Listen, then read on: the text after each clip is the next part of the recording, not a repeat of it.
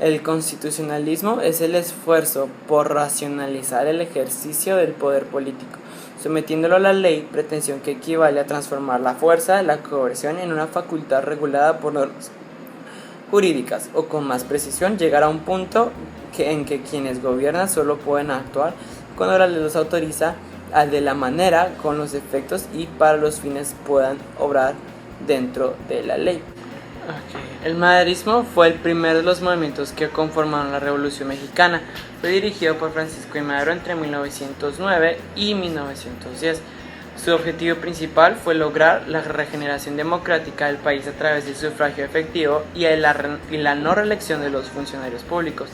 Estas ideas fueron plasmadas por Madero en su libro La sucesión presidencial en 1910, que levantó ampula entre la clase política mexicana e incluso permitió que Madero se entrevistara con el presidente Porfirio Díaz.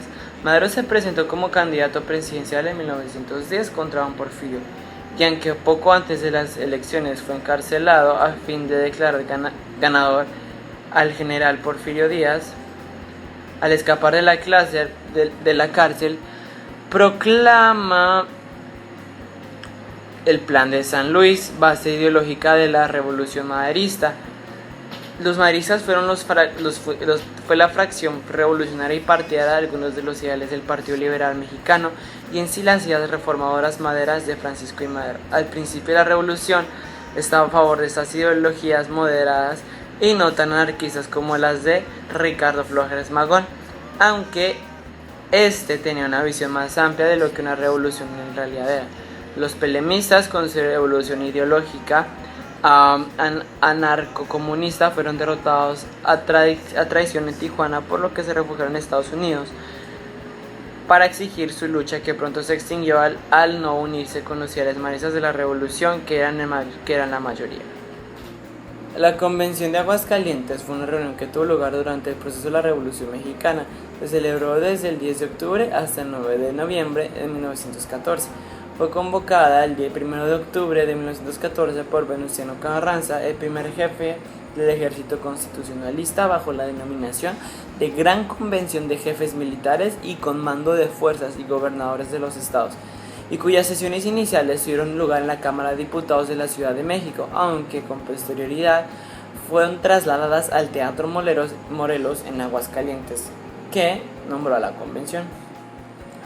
El nuevo presidente no tenía en mente dejar, hablando de Huerta, ni cumplir con lo pactado. En los siguientes días, apenas tomó el poder como presidente de México, el día 22 de febrero de 1913, Madero y Pino Suárez fueron asesinados por órdenes del presidente Huerta. Meses más tarde removió a los miembros del gabinete y colocó en su lugar a sus incondicionales. De Félix Díaz se hizo nombrado el embajador del extraordinario en Japón, y en octubre fue muerto el senador Belisario Domínguez. Ante las protestas del Congreso, el presidente disolvió la Cámara de Diputados y la 26ª legislatura fue encarcelada. El Senado prefirió desintegrarse antes de sufrir una humillación similar. El presidente asumió las ramas de Gobernación, Hacienda y Guerra y se erigió como dictador. Desde el inicio de su gobierno se enfrentó a un levantamiento generalizado en todo el país, acaudillado por Venustiano Carranza. La revolución constitucionalista, llamada así porque pretendía restablecer el orden constitucional roto por el golpe del Estado de huertista, contaba entre sus filas con generales de talla Francisco Villa y Álvaro Obregón, que en 17 meses acabaron con sus sueños de grandeza. La situación se complicó más cuando fue retirado a México su cómplice en la caída de Madero, Henry Lane Wilson, y la nueva administración de Washington se negó a otorgarle el reconocimiento.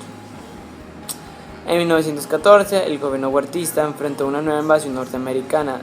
Desde el día 21 del puerto Veracruz, ocupado por los estadounidenses, el dictador quiso utilizar el conflicto en Estados Unidos como pretexto para llegar a un acuerdo con los revolucionarios, pero Carranza se negó. Su prioridad era derrocar a Huerta, pero si la situación interna era caótica, las relaciones con el exterior y particularmente con Estados Unidos también significaron un duro golpe para las aspiraciones del régimen.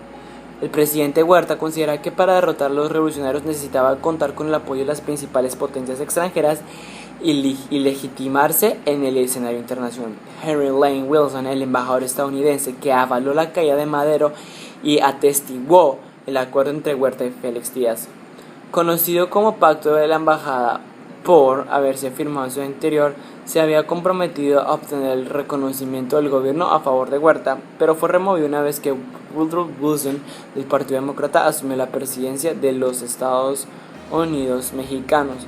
El 11 de marzo del año, el presidente estadounidense declaró que no podía ver con simpatía a aquellos que se hacían del poder para velar por sus propios intereses o ambiciones personales.